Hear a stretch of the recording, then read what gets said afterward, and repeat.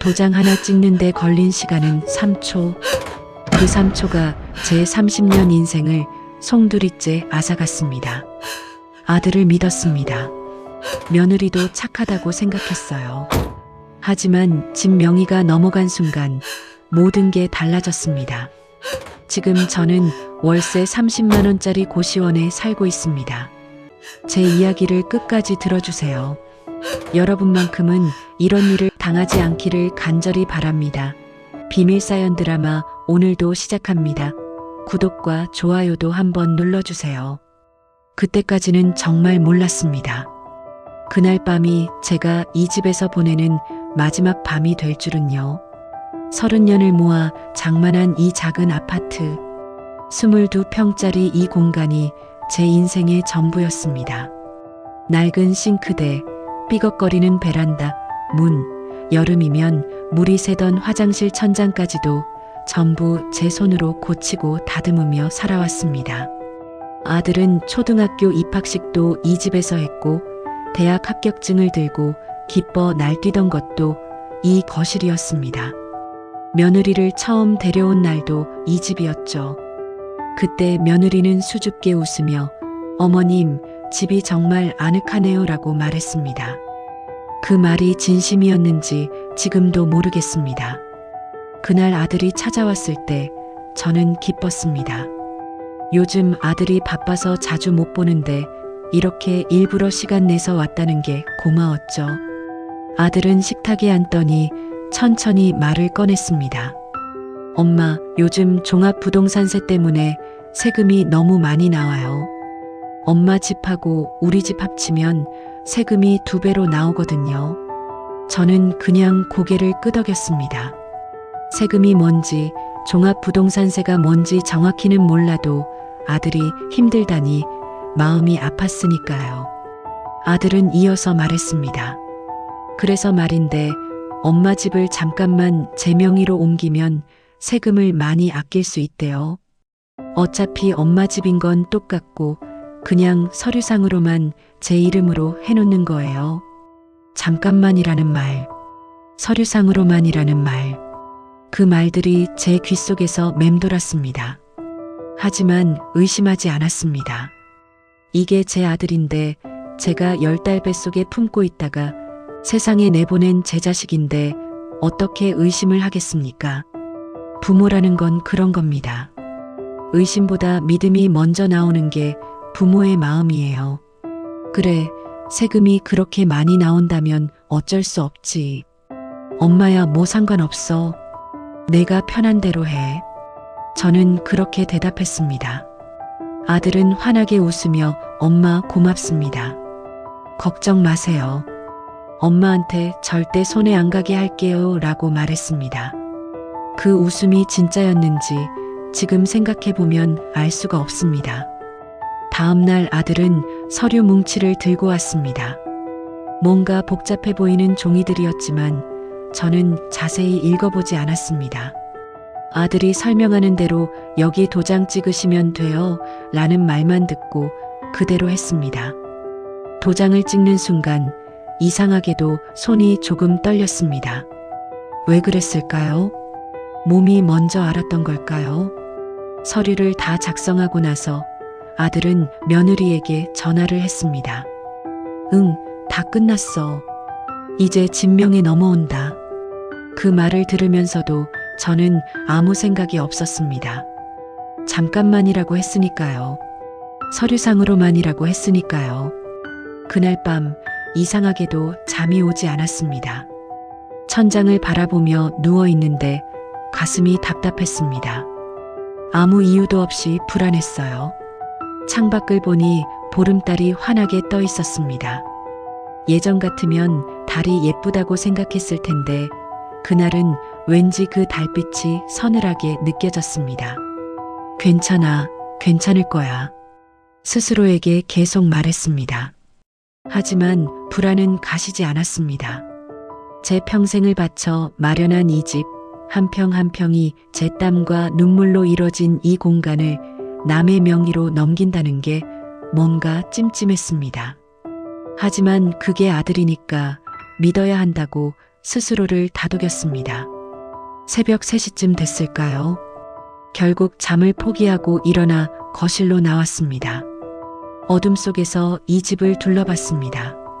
저 소파는 아들이 대학생일 때 아르바이트에서 사준 거였고, 저 선반 위의 액자는 아들 결혼식 사진이었습니다. 모든 게 추억이었습니다.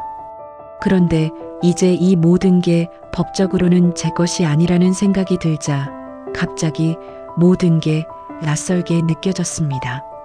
아니야, 내가 너무 예민한 거야. 저는 다시 방으로 들어가 억지로 눈을 감았습니다.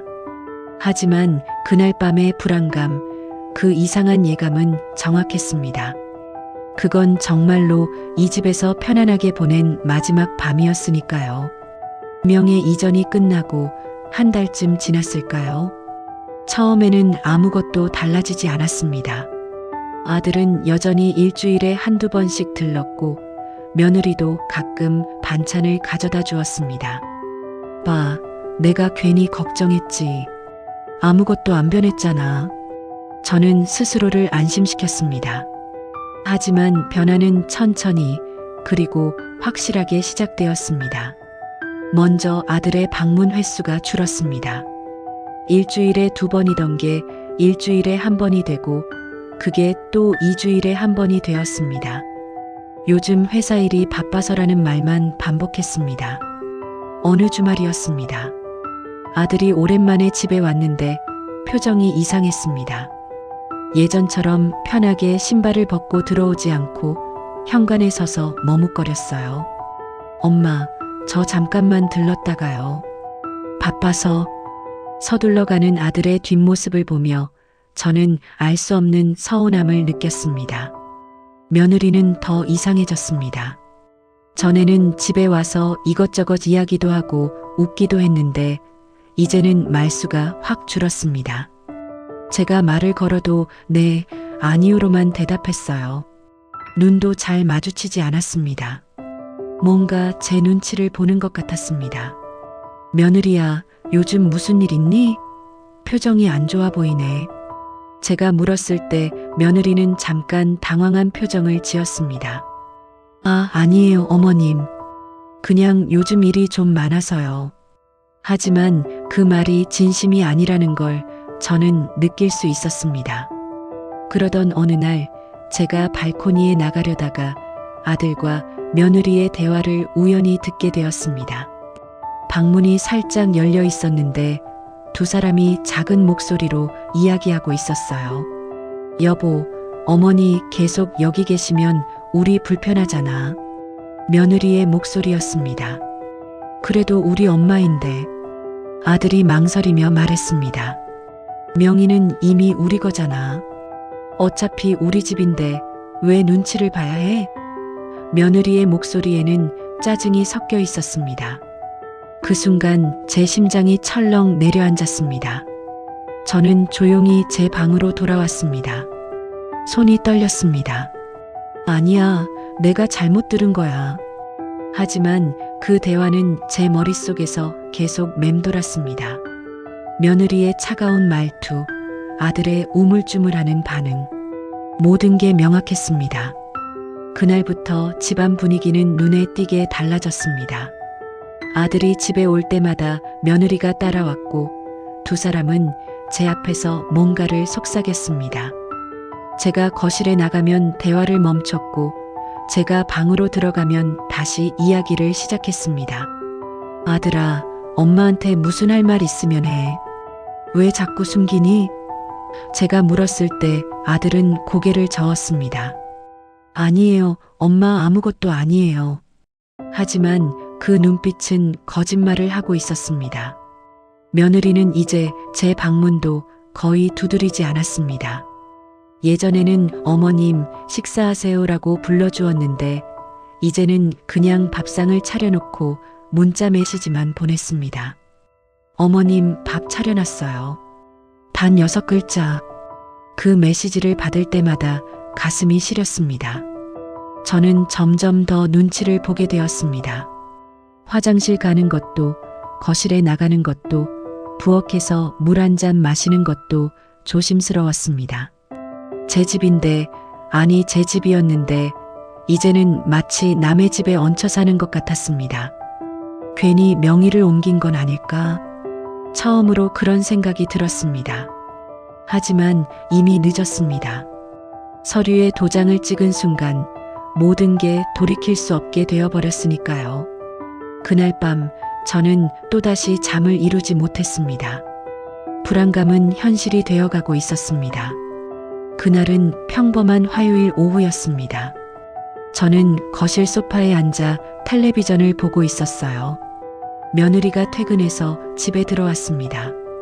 인사도 없이 바로 안방으로 들어가더니 한참 후에 나왔습니다. 손에는 노트 같은 걸 들고 있었어요. 어머님, 며느리가 저를 불렀습니다. 목소리가 평소와 달랐습니다. 더 단호하고 더 차가웠습니다. 저는 응, 왜? 라고 대답했습니다. 며느리는 제 앞에 앉더니 노트를 펼쳤습니다. 어머님, 저희가 얘기 좀 해야 할 것 같아요. 가슴이 두근거렸습니다. 좋은 이야기는 아닐 거라는 예감이 들었어요. 무슨 얘기인데? 제가 물었습니다. 며느리는 잠깐 망설이다가 입을 열었습니다. 어머님, 이 집 명의가 누구 거예요? 그게 무슨 말이니? 저는 당황했습니다. 며느리는 차분하게 말했습니다. 이 집은 이제 저희 명의잖아요. 법적으로는 저희 집이라고요. 그 말을 듣는 순간 머리가 하얘졌습니다. 귀에서 윙 하는 소리가 났어요. 그래도 잠깐만 명의를 옮긴 거잖니. 아들이 그랬어. 세금 때문에 서류상으로만. 제 목소리가 떨렸습니다. 며느리는 고개를 저었습니다. 어머님, 서류상으로만이라는 게 어디 있어요. 명의가 넘어갔으면 그건 법적으로 완전히 저희 집이에요. 아니야, 그럴 리가 없어. 아들한테 물어봐야겠어. 저는 일어서려고 했습니다. 하지만 며느리가 손을 들어 저를 막았습니다. 어머님, 오빠한테 물어보셔도 똑같은 말 들으실 거예요. 이미 등기도 다 끝났고 세금도 저희 이름으로 나오고 있어요. 그 순간 모든 게 무너지는 느낌이었습니다. 제가 30년을 모아서 산 집, 제 인생의 전부였던 이 공간이 하루아침에 남의 것이 되어버렸다는 게 믿기지 않았습니다. 그럼 난 어떻게 되는 거니? 며느리는 잠깐 침묵했습니다. 그리고는 조심스럽게 말했습니다. 어머님도 아시잖아요. 요즘 젊은 부부들 살기 얼마나 힘든지. 저희도 나중에 애 낳으면 공간 필요하고 무슨 말을 하려는 건지 알 수 있었습니다. 그러니까 나보고 나가라는 거니? 제가 물었습니다. 목소리가 갈라졌습니다. 며느리는 고개를 저었습니다. 그런 건 아니고요. 그냥 어머님도 이제 이 집이 저희 집이라는 걸 알아주셨으면 해서요. 뭐 하시려면 저희한테 말씀하시고 함부로 이것저것 바꾸시면 안 되고. 함부로? 저는 믿을 수가 없었습니다. 내가 30년을 산 집에서 함부로라는 게 무슨 소리야? 며느리의 표정이 굳어졌습니다. 어머님, 법적으로는 저희 집이에요. 저희가 좋게 말할 때 이해해 주세요. 그때 현관문이 열리는 소리가 들렸습니다. 아들이 퇴근한 거였어요. 다녀왔습니다. 아들은 평소처럼 인사했지만 거실의 분위기를 느꼈는지 멈칫했습니다. 무슨 일이에요? 아들아. 저는 아들에게 다가갔습니다. 이게 무슨 일이니? 내가 잠깐만 명예 옮긴다고 했잖니. 그런데 며느리가 지금 이게 완전히 너희 집이래. 아들은 며느리를 쳐다봤습니다. 그리고는 한숨을 쉬었습니다. 엄마, 명의가 넘어갔으면 그건 법적으로 제 집이 맞아요. 아들의 입에서 나온 말이었습니다. 제가 낳은 아들, 제가 키운 아들의 입에서 나온 말이었어요. 믿을 수가 없었습니다. 그럼 엄마는 어떻게 되는 건데? 제 목소리는 이미 울음이 섞여 있었습니다. 아들은 눈을 피하며 말했습니다. 엄마도 계속 여기 사시면 되죠. 근데 이제는 여기가 제 집이니까 엄마도 그것만 이해해 주세요. 그 말을 듣는 순간 모든 게 끝났다는 걸 알았습니다. 제 집은 이제 제 집이 아니었습니다. 저는 그저 남의 집에 얹혀 사는 신세가 되어버린 거였어요. 평생을 일해서 마련한 집에서 이제는 눈치를 보며 살아야 하는 처지가 된 겁니다. 그날 밤 저는 방에 누워서 천장을 바라봤습니다. 눈물이 흘러내렸지만 소리내어 울 수는 없었습니다. 벽이 얇아서 소리가 다 들릴 테니까요. 이제는 우는 것조차 조심해야 하는 제 신세가 비참했습니다. 며칠이 지났습니다. 저는 집안에서 최대한 조용히 지내려고 노력했습니다. 아침 일찍 일어나서 화장실 먼저 다녀오고 부엌에서 간단히 식사하고 방으로 들어가 하루 종일 나오지 않았습니다. 저녁 식사 시간만 피하면 아들 부부와 마주칠 일도 없었으니까요. 하지만 이렇게 살 수는 없었습니다. 이건 제 집이었어요. 아니, 제 집이어야 했어요. 저는 용기를 내기로 했습니다. 아들과 제대로 이야기를 나눠야 한다고 생각했습니다. 주말 저녁이었습니다. 아들과 며느리가 거실에서 텔레비전을 보고 있었어요. 저는 방문을 열고 나가서 두 사람 앞에 섰습니다. 아들아, 엄마랑 얘기 좀 하자. 아들은 텔레비전에서 눈을 떼지 않고 대답했습니다. 무슨 얘기요? 방 하나만 쓰면 안 되겠니? 제 목소리가 떨렸습니다. 엄마가 갈 데가 없다. 친구들 집에 얹혀 살 수도 없고 월세 낼 돈도 없어. 그냥 작은 방 하나만, 내가 어렸을 때 쓰던 그 작은 방만 쓰게 해주면 안 되겠니? 아들은 여전히 텔레비전만 보고 있었습니다. 며느리가 먼저 입을 열었습니다. 어머님, 저희도 나중에 아이방 필요하잖아요. 그 방도 저희가 써야 해요. 저는 며느리를 보며 말했습니다. 아이는 아직 계획도 없잖니. 그때 가서 다시 얘기하면 안 될까? 어머님, 며느리의 목소리가 날카로워졌습니다. 솔직히 말씀드릴게요. 어머님이 계시면 저희가 불편해요. 친구들 부르기도 그렇고 편하게 생활하기도 어렵고.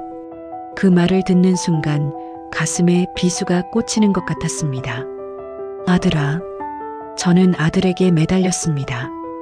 엄마가 불편하게 안 할게. 정말 조용히 있을게. 방에만 있을 테니까 제발. 하지만 아들은 고개를 돌렸습니다. 제 눈을 마주치지 않았어요. 엄마, 저도 고민이 많아요. 아들이 한숨을 쉬며 말했습니다. 회사 생활도 힘들고 집에 와서도 편히 쉬고 싶은데. 그 말은 결국 제가 불편하다는 뜻이었습니다. 제가 아들을 낳아 키운 엄마가 이제는 불편한 존재가 되어버린 겁니다. 그럼 엄마는 어떡하라고? 제 목소리가 울먹였습니다. 엄마가 갈 데가 없다니까. 이 집 말고는 갈 데가 없어. 며느리가 냉정하게 말했습니다. 어머님, 요즘 노인복지시설도 많잖아요. 거기 알아보시는 게 어때요? 복지시설이라는 말에 머리가 띵했습니다. 제가 평생을 일해서 집을 마련했는데 이제 복지시설로 가라는 겁니까? 나는 그런 데 갈 사람이 아니야. 저는 울음을 참으며 말했습니다. 아들이 짜증 섞인 목소리로 말했습니다. 엄마, 자꾸 그러시면 저도 힘들어요. 저도 제 가정이 있다고요. 제 가정? 그 말이 가장 아팠습니다. 그럼 저는 뭡니까? 저는 아들의 가정이 아닌 겁니까? 알았어. 저는 고개를 떨구고 방으로 돌아왔습니다. 문을 닫는 순간 눈물이 쏟아졌습니다. 이불을 뒤집어 쓰고 소리 죽여 울었습니다.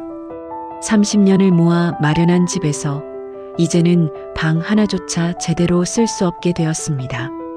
며칠 후 저는 다시 한번 아들에게 조심스럽게 말을 꺼냈습니다. 아들아, 엄마가 생활비라도 줄 테니 그냥 여기 있으면 안 될까? 아들은 피식 웃었습니다. 엄마가 무슨 돈이 있어요. 연금도 얼마 안 나오잖아요. 그 말이 맞았습니다. 저는 제대로 된 직장을 다니지 못했고 연금도 한 달에 30만 원밖에 나오지 않았습니다. 그걸로는 월세도 낼 수 없었어요. 저는 완전히 막다른 골목에 몰린 기분이었습니다. 그럼 엄마가 뭐라도 할게. 집안일을 도와준다든지. 제가 제안했을 때 며느리가 코웃음을 쳤습니다. 어머님이 하시는 것보다 제가 하는 게 더 나아요. 솔직히 어머님 하시는 거 보면 더 신경 쓰여요. 그날 저녁 저는 방 안에서 생각에 잠겼습니다. 제가 어디서부터 잘못된 걸까요? 아들을 잘못 키운 걸까요? 아니면 처음부터 며느리를 잘못 만난 걸까요? 아니, 가장 큰 실수는 그 서류에 도장을 찍은 거였습니다. 믿음 하나로 찍은 그 도장이 제 인생을 완전히 바꿔놓았습니다. 창밖을 보니 비가 내리고 있었습니다. 제 눈물처럼 끝없이 떨어지는 빗방울을 보며 저는 깨달았습니다. 이제 정말 이 집을 떠나야 할 때가 온 것 같다고. 하지만 어디로 가야 할지, 어떻게 살아야 할지 막막하기만 했습니다. 그날은 목요일 아침이었습니다. 평소처럼 일찍 일어나 조심스럽게 화장실에 다녀왔습니다. 커피를 한 잔 타서 방으로 들어가려는데 며느리가 방에서 나왔습니다. 어머님, 잠깐만요. 며느리가 저를 불렀습니다. 거실로 나가니 아들도 앉아 있었습니다. 회사에 가야 할 시간인데 집에 있다는 게 이상했어요. 무슨 일이니? 제가 물었습니다. 두 사람은 서로를 쳐다보더니 아들이 먼저 입을 열었습니다. 엄마, 우리 진지하게 얘기 좀 해요. 가슴이 철렁했습니다. 좋은 이야기가 아니라는 걸 본능적으로 알았어요. 아들은 한참을 망설이다가 말했습니다. 엄마, 이러면 안 되잖아요. 저희도 편하게 못 살고 엄마도 눈치 보시고. 그래서 제가 물었습니다. 며느리가 대신 대답했습니다. 어머님, 솔직하게 말씀드릴게요. 어머님이 여기 계속 계시면 저희도 불편해요. 집이 좁기도 하고 저희끼리 시간을 갖기도 어렵고. 그리고는 잠깐 멈췄다가 이어서 말했습니다. 그러니까 어머님이 다른 곳을 알아보시는 게 어떨까 해서요. 다른 곳? 저는 어이가 없었습니다. 내가 30년을 산 집에서 쫓겨나라는 거니? 아들이 변명하듯 말했습니다. 엄마, 쫓겨나는 게 아니라 그냥 서로를 위해서요. 엄마도 더 편한 곳에서 사시는 게 나을 거예요. 편한 곳? 어디가 이 집보다 편하겠니? 제 목소리가 떨렸습니다. 여기가 엄마 집이야. 엄마가 평생을 일해서 마련한 집이라고. 며느리가 차갑게 말했습니다. 어머님, 이제 이 집은 법적으로 저희 집이에요.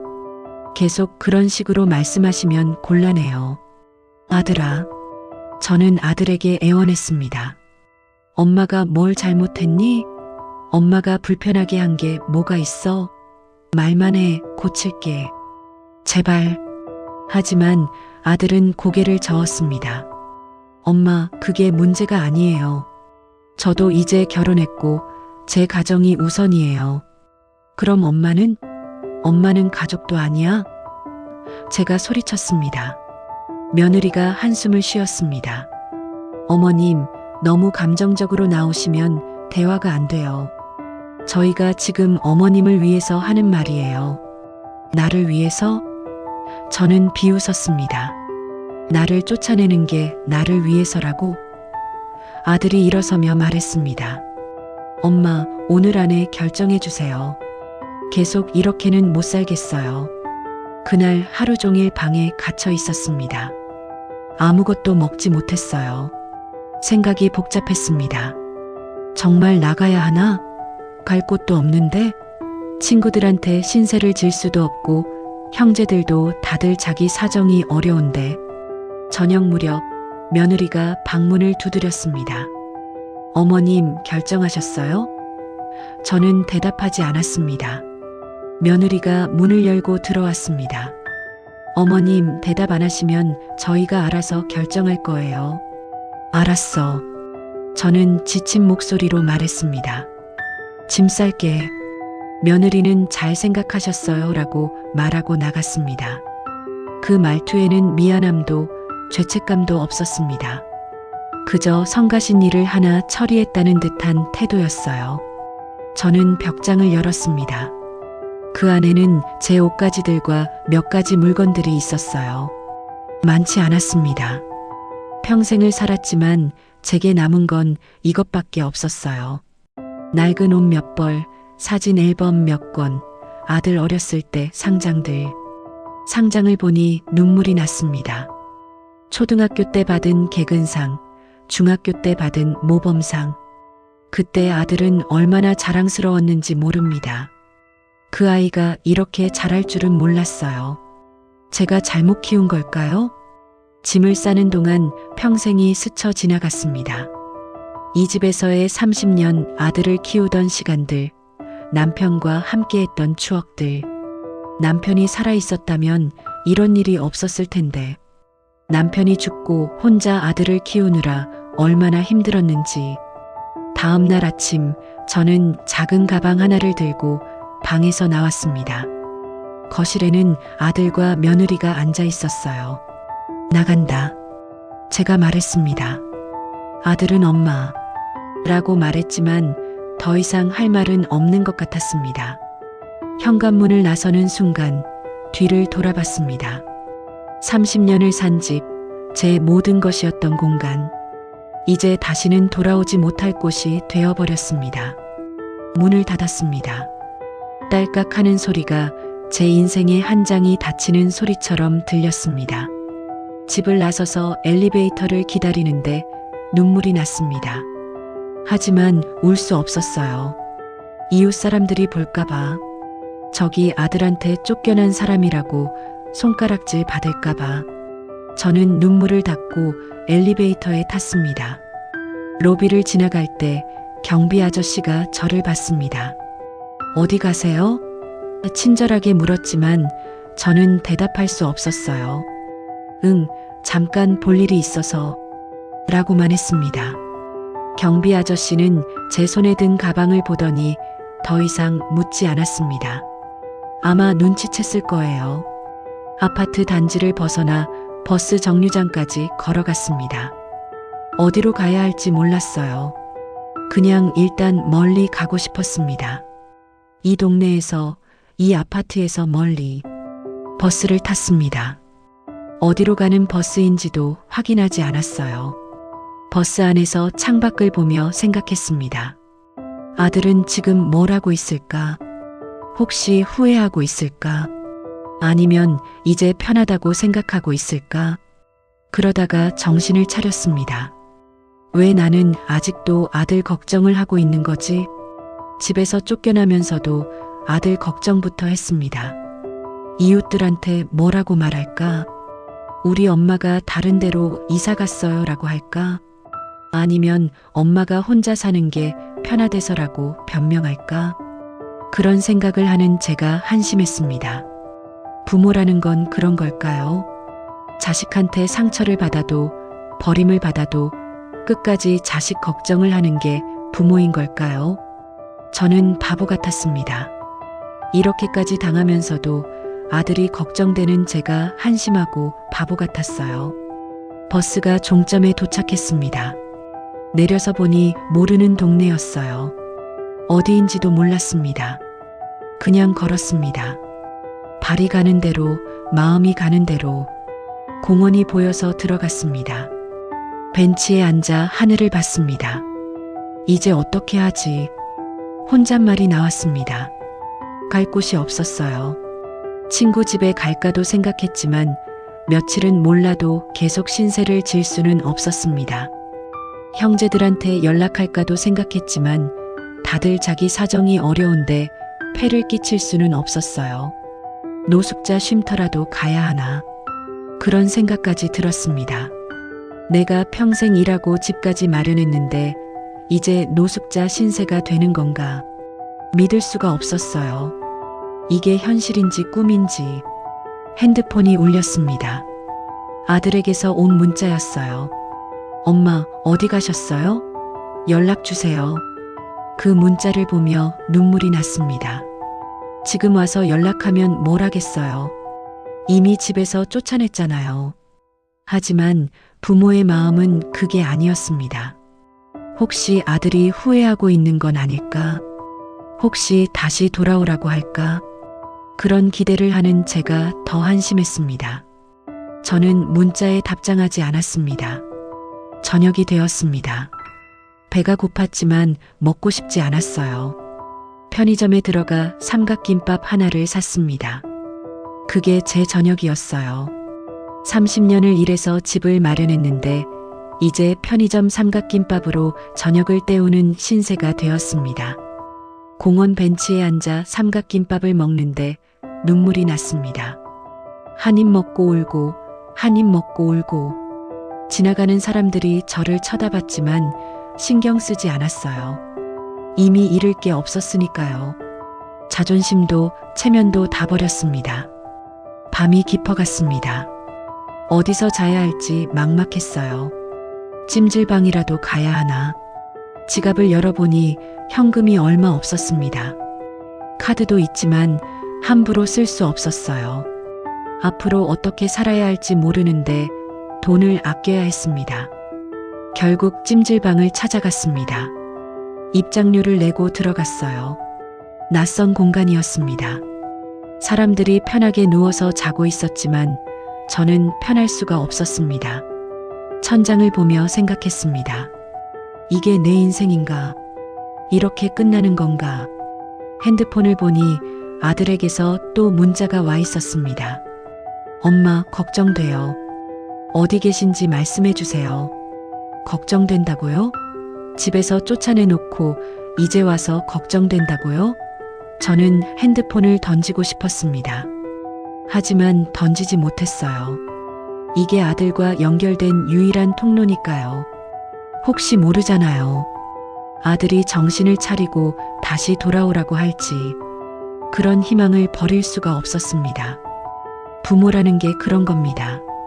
끝까지 자식을 믿고 기다리는 게 부모예요. 그날 밤 저는 찜질방 바닥에 누워 있었습니다. 하지만 잠이 오지 않았어요. 30년을 산 집이 그리웠습니다. 제 방이, 제 침대가, 익숙한 천장이 그리웠어요. 하지만 이제 그곳은 제 것이 아니었습니다. 다음 날 아침 교회를 다니는 친구에게 전화를 했습니다. 지금 어디 있어? 친구가 물었습니다. 찜질방에 있어. 제가 대답했더니 친구는 놀라며 무슨 일이야? 라고 물었습니다. 저는 모든 걸 말했습니다. 집을 넘긴 것, 쫓겨난 것, 갈 곳이 없다는 것까지. 친구는 저를 교회로 불렀습니다.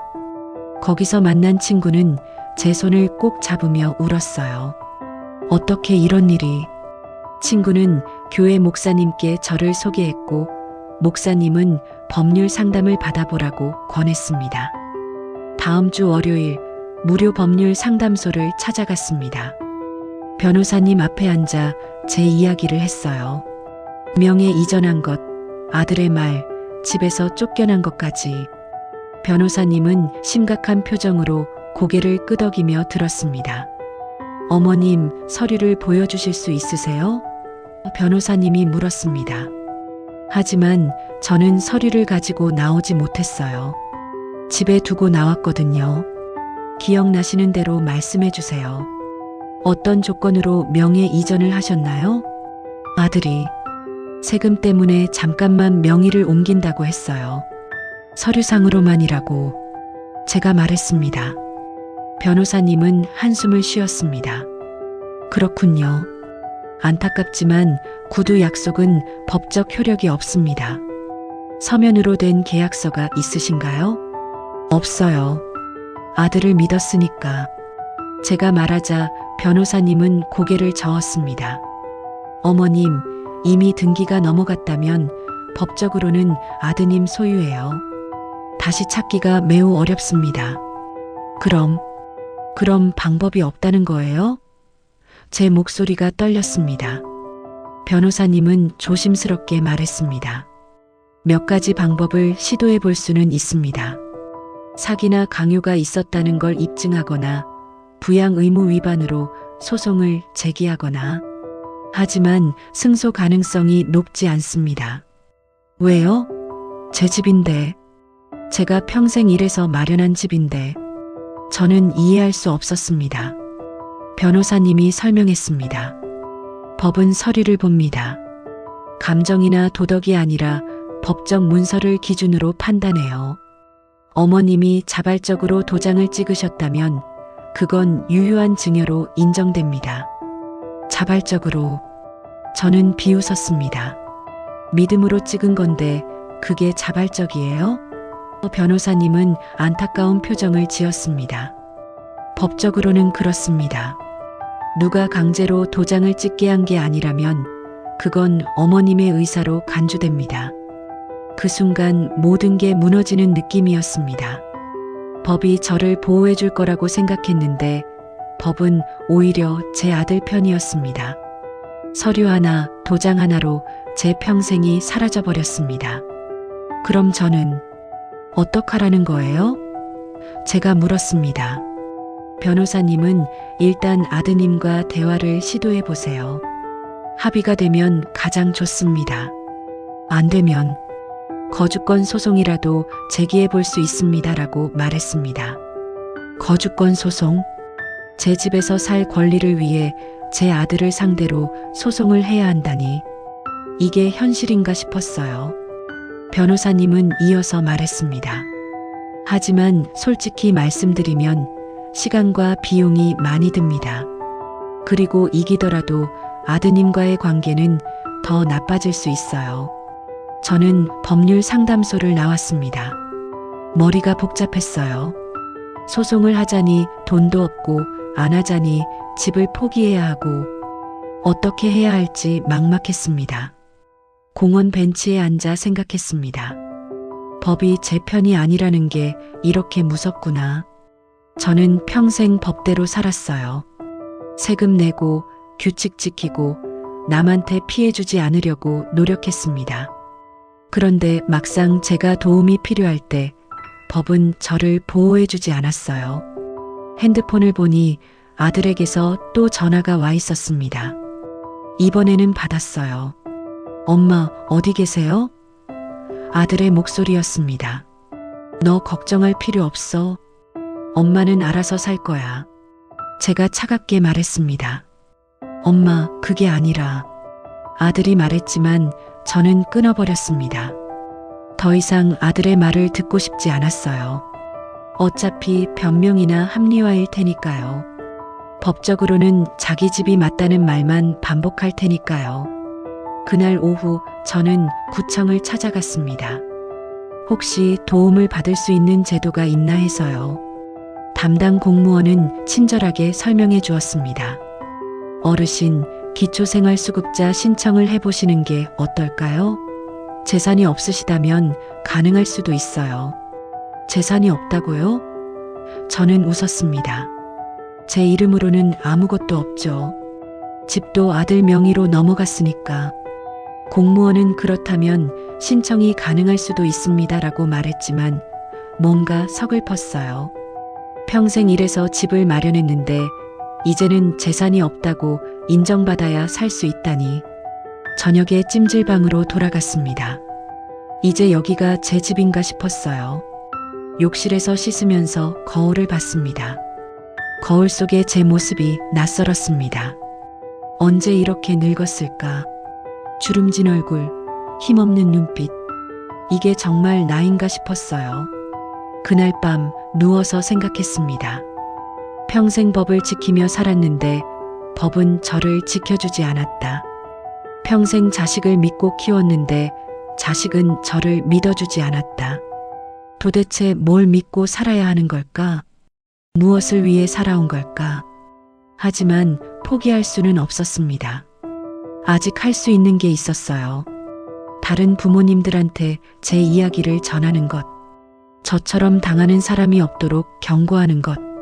그게 제가 할 수 있는 마지막 일이었습니다.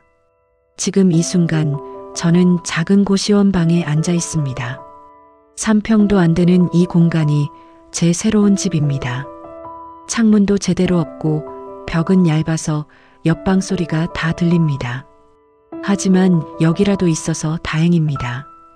길거리에 나앉지는 않았으니까요. 기초생활수급자 신청이 통과되었습니다. 한 달에 받는 돈으로 이 방 월세를 내고 밥을 먹고 최소한의 생활을 유지합니다. 부족하지만 살 수는 있어요. 다만 30년 전 제가 꿈꾸던 노후는 아니었습니다. 아들에게서는 가끔 연락이 옵니다. 엄마, 어떻게 지내세요? 라는 문자. 처음에는 답장하지 않았어요.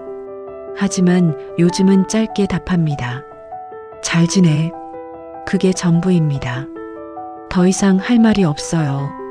며칠 전에는 아들이 직접 찾아왔습니다. 고시원 앞에서 만났어요. 엄마, 이런 데서 사시면 어떡해요? 아들은 미안한 표정을 지었습니다.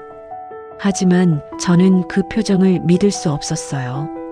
내가 원한 거잖니? 제가 말했습니다. 이제 편하게 살고 있니? 아들은 대답하지 못했어요. 그저 엄마 라고만 말했습니다. 저는 이제 가봐. 며느리가 기다리겠다라고 말하고 돌아섰습니다. 아들이 등 뒤에서 엄마 미안해요라고 말하는 소리가 들렸습니다. 하지만 멈추지 않았어요. 미안하다는 말로 뭐가 달라지나요? 이미 일어난 일은 되돌릴 수 없어요. 그 미안함이 진심인지도 의심스러웠습니다. 이 이야기를 쓰는 이유는 단 하나입니다. 저와 같은 부모님들이 없기를 바라서입니다. 제 실수를 다른 분들이 반복하지 않기를 바라서예요. 자식을 믿는 건 당연합니다. 부모니까요. 하지만 믿음과 방심은 다릅니다. 집과 돈 앞에서는 자식이라도 달라질 수 있어요. 아니, 제 아들만 그런 게 아닙니다. 며느리의 영향도 있고 현실적인 이해관계도 있습니다. 명예 이전을 하실 때는 반드시 조건을 명시한 계약서를 쓰세요. 거주권 보장, 평생 이 집에서 살 권리 같은 내용을 서면으로 남기세요. 구두 약속은 아무 의미가 없습니다. 법은 서류만 봅니다. 그리고 가능하면 명의를 넘기지 마세요. 세금이 아까워도 자식이 힘들다고 해도 일단 명의는 지키세요. 그게 여러분의 마지막 안전장치입니다. 집이 있어야 존중도 받고 최소한의 권리도 주장할 수 있어요. 혹시 이미 명의를 넘기신 분들이 계시다면 지금이라도 법률 상담을 받아보세요. 거주권 확보라도 해두세요. 늦었다고 생각할 때가 가장 빠른 때입니다. 요즘 저는 이 고시원에서 하루하루를 보냅니다. 아침에 일어나면 근처 복지관에 가서 무료 급식을 먹고 오후에는 도서관에서 시간을 보냅니다. 저녁에 방으로 돌아와서는 텔레비전을 보거나 책을 읽어요. 외롭습니다. 솔직히 말하면 매일이 외롭고 힘듭니다. 가끔은 죽고 싶다는 생각도 들어요. 하지만 버팁니다. 제가 쓰러지면 아들이 뭐라고 생각할까 봐서요. 엄마가 우리 때문에 죽었다고 생각하며 평생 죄책감에 시달릴까봐 걱정됩니다. 참 웃기죠? 이렇게까지 당하고도 아들 걱정을 하는 제가요. 그게 부모입니다. 끝까지 자식 걱정하는 게 부모예요. 하지만 이제는 알아요. 자식을 위해 자신을 완전히 버리면 안 된다는 걸요. 여러분, 자식을 사랑하세요. 하지만 자신도 지키세요. 부모라는 이유로 모든 걸 희생할 필요는 없습니다. 여러분도 존중받을 권리가 있고 편안한 노후를 보낼 권리가 있어요. 제 이야기가 누군가에게는 경고가 되고 누군가에게는 위로가 되기를 바랍니다. 이미 저처럼 된 분들께는 말씀드리고 싶어요. 여러분 잘못이 아니에요. 믿었던 게 잘못이 아니라 배신한 게 잘못입니다. 그리고 자식분들에게도 말하고 싶습니다. 부모님의 집을 탐내지 마세요. 부모님이 편안한 노후를 보내도록 도와주세요. 지금 부모님을 어떻게 대하느냐에 따라 나중에 여러분 자식들이 여러분을 어떻게 대할지 결정됩니다. 오늘도 창밖을 봅니다. 저 멀리 아파트들이 보여요. 그중 하나가 제가 살던 집입니다. 이제는 가끔 그 동네를 지나칠 때도 있어요. 멀리서 그 아파트를 바라보며 생각합니다. 거기 내 인생이 있었지. 하지만 돌아갈 수는 없어요. 아니, 돌아가고 싶지 않습니다. 존중받지 못하는 곳에 있느니 이 작은 방에서라도 제 존엄을 지키며 사는 게 낫습니다. 마지막으로 당부드립니다. 진명에 함부로 넘기지 마세요. 자식이 아무리 애원해도 아무리 그럴듯한 이유를 대도 끝까지 지키세요. 그게 여러분을 지키는 유일한 방법입니다. 저는 이제 이 이야기를 마칩니다. 제 경험이 다른 분들에게 교훈이 되기를 바라며 모든 부모님들이 편안한 노후를 보내시기를 진심으로 기도합니다. 그리고 언젠가는 자식과 부모가 서로를 진심으로 존중하는 세상이 오기를 꿈꿉니다. 감사합니다. 여기까지 제 이야기를 들어주셔서 진심으로 감사합니다. 부디 제 실수가 여러분께는 교훈이 되기를 바랍니다. 혹시 주변에 진명의 이전을 고민하시는 분이 계시다면 이 영상을 꼭 공유해 주세요. 한 분이라도 저와 같은 고통을 겪지 않도록 도와주십시오. 구독과 좋아요는 더 많은 분들께 이 이야기가 전해지는데 큰 힘이 됩니다. 그리고 댓글로 여러분의 생각이나 비슷한 경험을 나눠주시면 서로에게 위로와 힘이 될 것입니다. 알림 설정까지 해주시면 앞으로도 여러분의 노후를 지키는데 도움이 되는 이야기들을 계속 전해드리겠습니다. 모든 부모님들의 평안한 노후를 진심으로 기원합니다. 감사합니다.